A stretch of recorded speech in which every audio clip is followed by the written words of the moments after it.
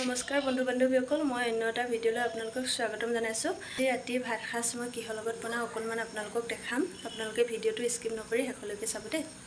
আজি বনাবলৈ লৈছোঁ এয়া ছাগলী মাংস।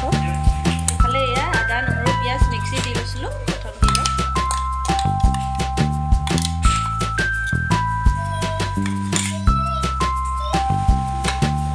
এয়া অকণমান মিঠাতেল দিছোঁ।